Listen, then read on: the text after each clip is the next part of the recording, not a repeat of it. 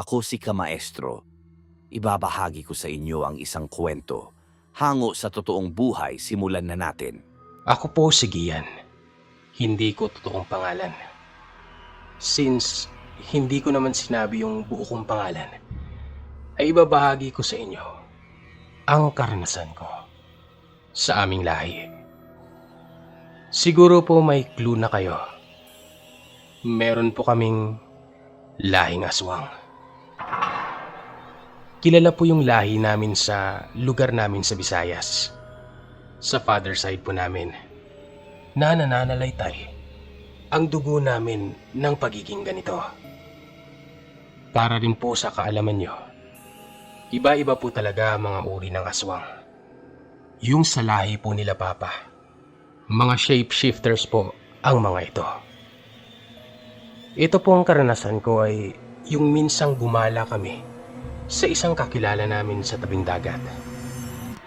Bali nung mga panahon bago yun, ang pinakakilala dun sa kamag-anak namin ay yung pinsan ng lolo ko.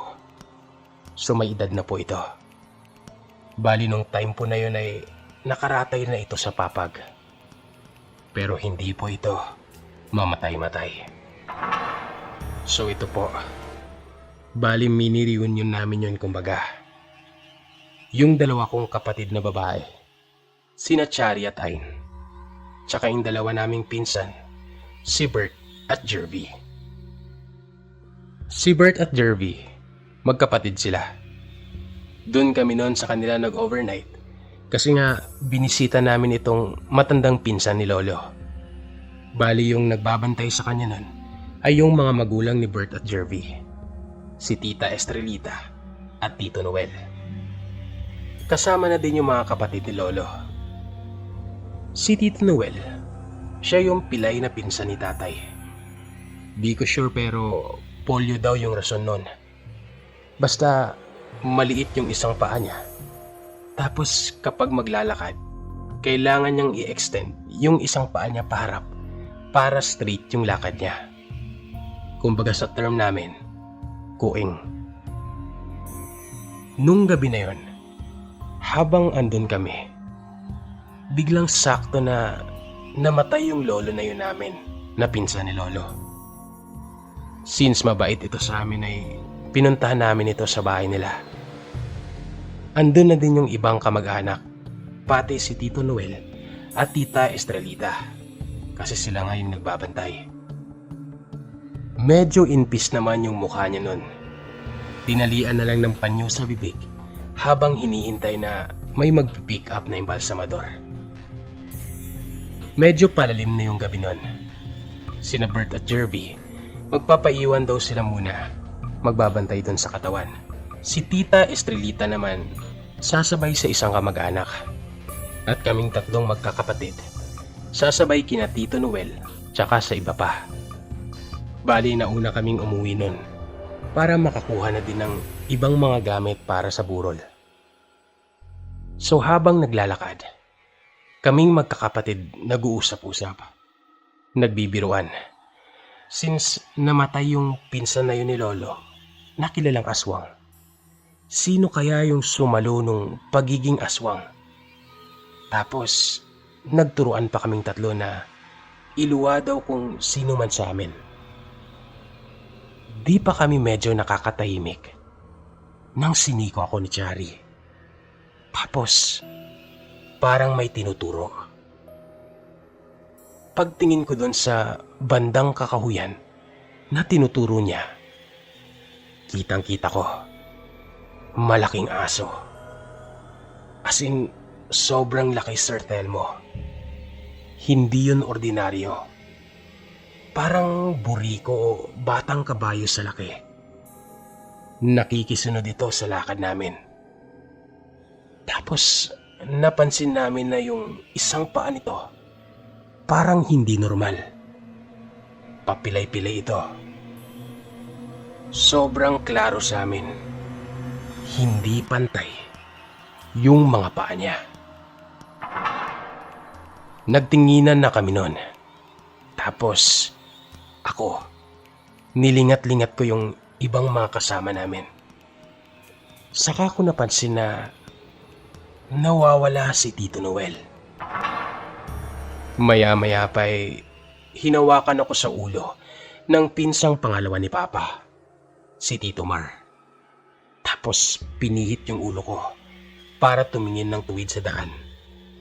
Sabi sa amin, diretso lang daw ng tingin. Di na kami umimik nun.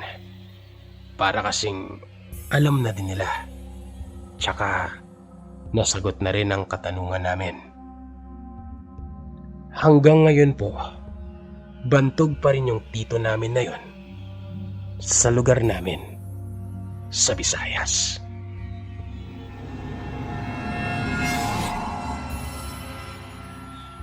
Isa akong employee sa isang project namin sa Batangas. Kondo at lote ito. Beachfront. At siguro 3 to 5 years from now, bago ito tuluyang mapatayo. Ang function ko dito ay isa sa mga magpo-post sa social media. Nagpo-provide ng information sa mga magchat-chat at nagpo-post as advertisement sa page. Bale, para makakuha kami ng mga kasama ko ng maayos na view, aerial at site location, ay nag-decide kaming maglatag lang ng tent at mag-overnight para maaga pa lang maayos na namin yung mga kukuning images. Doon kami pumuesto sa parte kung saan nagtayo ng maliit na silungan yung mga construction workers. Bali parang maliit lang ito na bahay-bahayan, gawa sa yero. Parisukat yung hugis nito. Yung isang pader, may malaking bintana.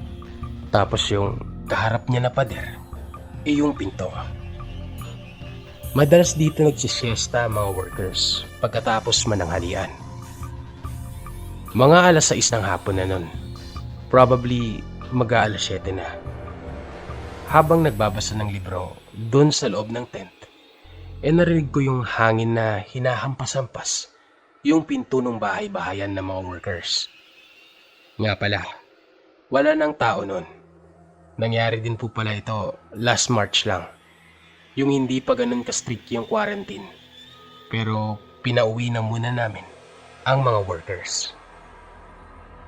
Pagsilip ko sa pinto na yon, kita ko na bukas sara ito ng hangin. So ako naman tumayo. Akmang aayusin ko na sana yung pintuan nang may mapansin ako sa loob. Sa gitna kasi ng barong-barong nila, may mga nakasampay pa mga damit. Basta nakita ko nun, kahit madilim, yung pantalong maong na medyo naliliwanagan pa konti. Medyo creepy lang, sabi ko. Sino ba kasi yung nagsabit nun doon?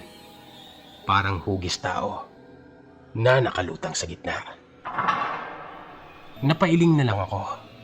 Sabay sara ng pinto at nilagyan ko ng konting mabigat sa labas para harangan. Nung gabi na yun ay hindi ako makatulog ng maayos.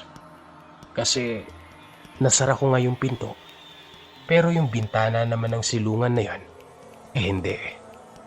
So dinig ko pa rin yung bukas sara nun. Tapos maya-maya pa, parang may narinig ako na tunog ng bota. Siniko ko yung kasama ko nun. Tapos siya naman, pinigilan niya ako na buksan yung ilaw. 3 kami nun sa tent. Nakikiramdam kami sa loob. Parang paikot-ikot lang yung mga yabag. Lahat ng cellphone o kahit yung power bank namin, basta source ng ilaw, pinatay namin. Hanggang sa tuluyan nang nawala yung naglalakad na yon.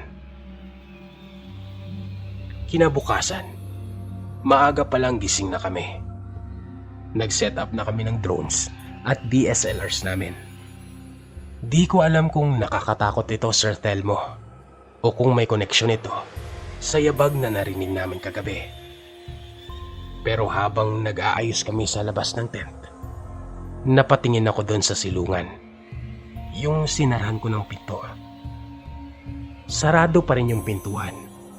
Yung bintana bukas. Napasilip ako ng konti. Nangatog ang buong katawan ko nun. Nung makita ko na wala na yung damit sa loob. Ni walang alambre o tali na nakalagay doon sa loob para maging sampayan. Napatanong tuloy ako, kung walang damit at walang sampayan doon, ano ang nakita ko kagabi na nakalutang na maong?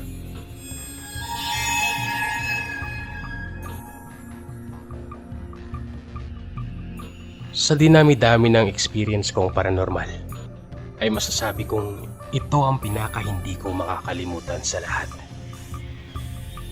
May community outreach kami outside Metro Manila noon. Noong mga panahon na ito, 4 lang kaming magkakakilala, yung medyo malayo ang tinitirahan sa lugar na ito. Hindi ko na po sasabihin kung saang lugar, basta sa norteng parte po ito ng Luzon. So kaming 4, nag-decide kami na gabi pa lang, andun na kami matulog malapit sa lugar na yon. Medyo liblib po yung outreach namin nun. At yung pinakamalapit na inupahan namin ay isang transient house. Parang dormitory type, pero bed space po. Yung tipong 2 o 3 yung higaan sa isang kwarto. Tapos, posibleng sa ibang bed, either kakilala mo o hindi yung kasama mo. Yung lugar po na yun ay medyo luma na. May butas-butas pa nga po yung ibang parte ng bahay. Tapos maraming tuko. As in, maririnig mo talaga. So ayun, yung isang room, ayon sa caretaker 3 lang talaga yung kasya. Isang single bed at isang double deck. So ako, nag-decide na sa ibang room na lang magstay. Pero balak ko na din namang ayain yung isa kong kasama. Siya nga po pala, dito din daw nagsistay yung mga estudyante doon, lalo na yung may mga klase sa gabi. Pero since bakasyon, walang katao-tao nung mga panahon na yon. Dumiretso ako agad na pumasok sa kwarto, nakatabi ng room ng 3 kong kasama. Pag-apak ko agad sa loob, naamoy ko na agad yung mabaho. Yung sobrang langsa na, ewan, hindi ko maintindihan yung amoy. Tapos, pagbukas ko ng ilaw, nakita ko, sa study table ata yun, basta mesa, merong nauna sa akin. Babae, medyo magulo yung buhok. May kung anong hawak ito. Tapos parang nung nakita ako, mabilis na nilagay niya sa likod niya yon. Para bang, alam mo yun, tinatago niya. Pero halata sa bibig niya na meron siyang nginunguya. So ako naman nagulat. Tinawag ko kaagad yung caretaker. Yung caretaker naman umakyat. Nung nakita niya na nakatayo ako dun sa kwarto na yon, parang kumunot yung noo niya. Yung tipong parang may alam siya. Pero nagtanong ito kung ano ang problema. Sabi ko may malangsa sa loob. Hindi ko na binanggit yung babaeng nakita ko. Paglingon ko ulit doon sa kwarto, napakusot ako ng mata. Nawala kasi yung babae. Wala akong nakitang ibang tao doon, maliban sa isang pusa sa lamesa. May kagat-kagat itong karne na hindi ko alam kung saang hayop galing. Yung caretaker naman, pumasok bigla. Tapos sabay tinabo yung pusa. Paulit-ulit niyang sinasabi na baka daw pagkain ng kapitbahay yung nakuha. Sa bilis ng pangyayari, hindi ko na ma-absorb yung nakita ko. Pero ramdam ko din na parang may pinagtatakpan yung caretaker. Kinausap ko naman ang bantay. Sabi ko, makikipagsiksikan na lang ako dun sa 3 kong kasama. Hindi na nagpumilit yung bantay na magstay ako sa ibang rooms. Dinagdagan niya na lang ng isang electric fan yung kwarto. Pero matapos nga mangyari yun, hindi na siya makatingin sa akin ng diretsyo. Kahit nung paalis na kami, gusto ko siyang tanungin. Parang merong ibang nilalang kasi na nakatira sa lugar na iyon.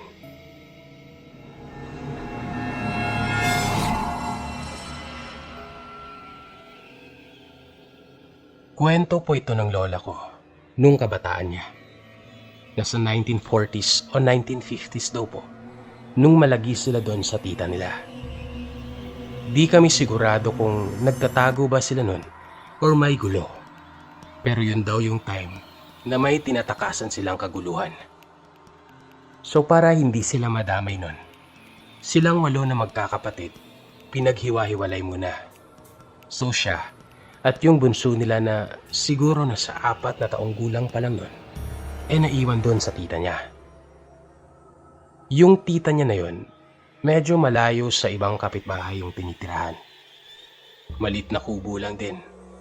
Pero sabi nga ni Lola, yung tita niya ata yung nagpauso nang merong pintuan sa loob ng bahay na nagdudugtong sa paliguan. Ang lugar ng bahay ng tita niya na yon ay puro niyugan.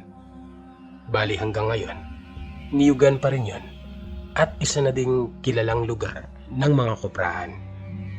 Pero noon daw purong niyugan lang yon at hindi pa ata uso ang pagkopra nun. Lagi daw binibilin nung tita niya na laging siguraduhing sarado yung pinto na nagdudugtong sa paliguan nila. Huwag daw hayaan na nakatiwangwang. Si Lola naman, kahit na hindi alam kung bakit, sumusunod na lang din sa sinasabi. Pero ramdam na din ni Lola na may kakaiba doon sa pinto na yon. May mga gabi kasi na magigising siya. Tapos nakakarinig ng tawag. Yung pangalan niya, minsan kaboses ng tatay niya. Kaya naalimpungatan siya. Minsan naman boses ng kapatid niya. Basta, dun daw nanggagaling sa pinto na yon. Pero kapag naliligo naman umano siya, well, minsan lang daw sila maligo, sabi ni Lola dati.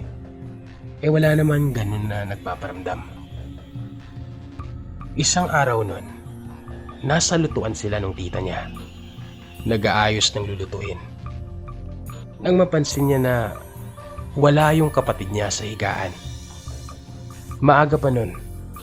Dati daw ang almusal nila at gising dapat madilim-dilim pa. Kumbaga, mauuna ka pa dapat sa tilaok ng manok. So hinanap niya yung kapatid niya na yon sa labas, sa ilalim ng papag nila. Wala. Di sila naman panik. Yung asawa ng tita niya na dapat maaga umaalis para mamukit ay hindi na din nakaalis agad kakahanap. Hindi umano nila makita. As in hindi sila aware kung saan napadpad. Mangiyak-ngiyak na daw si Lola noon kasi siguradong lagot siya sa tatay niya. Maya-maya pa, tinawag siya ng tita niya. Tinanong siya nito kung sinara niya yung pinto ng paliguan bago matulog. Ang sabi niya, oo. Tapos, laking gulat niya nung tinuro ng tita niya yung pinto. Nakabukas ng konti. Hindi pa maintindihan ni Lola kung bakit big deal yun. Tapos pinasok nila yun at wala din naman yung kapatid niya sa loob. Ang ginawa ng tito niya, nagsindi daw ito ng tuob. Basta ugat-ugat daw yun na may baga. Tapos kasama ng mga itlog na kinuha niya sa maliit nilang manukan. Pumasok sa loob ng paliguan ito. Then iniwan doon yung mga bitbit. Maya-maya, may kumatok sa pinto nila. Yung sa pinto nila sa labas ng bahay. Pagbukas niya, laking gulat niya nang makita yung kapatid. Ang dami daw putik pero hindi ito yung mukhang natatakot. Parang nag-enjoy sa ginagawa. Dahil na din sa maayos na magsalita itong kapatid niya, nagkikwento daw at nagtuturo. Paulit-ulit yung sinasabing naglaro daw sila. Di niya maalala kung Aryan, Alan o Alban yung tawag ng bunso nila. Basta nagtuturo ito sa mga niyugan. Ayon sa tita ni Lola, nung ginagawa pa yung bahay nila na yon, madalas daw magkasakit sila mag-asawa. Tapos nagpatingin sila sa albularyo. Ayon naman sa albularyo, tinamaan daw ng parte ng bahay nila yung isa sa mga daanan na mga engkanto o lamang lupa. Dun banda sa paliguan na yon. Pinabasbas umano nila yon sa albularyo na yon. At ang albularyo mismo yung nagsabing hindi magiging problema kung daanan yung paliguan nila nung mga nilalang na yon. Ayaw din ipasira ng albularyo dahil baka may mabangga pa sila. Since alam naman umano ng mga nilalang na andun na may nakatira ng mga tao, mas makabubuting as is na lang yung bahay at isara na lang daw yung pinto dun sa paliguan. Since minsan lang naman din ginagamit, basta isara lang daw palagi.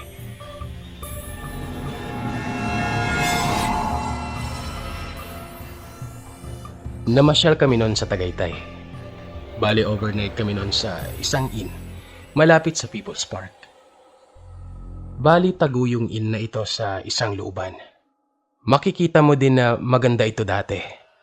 Pero yun nga lang, faded na yung disenyo at infrastruktura. 2 floors meron dito.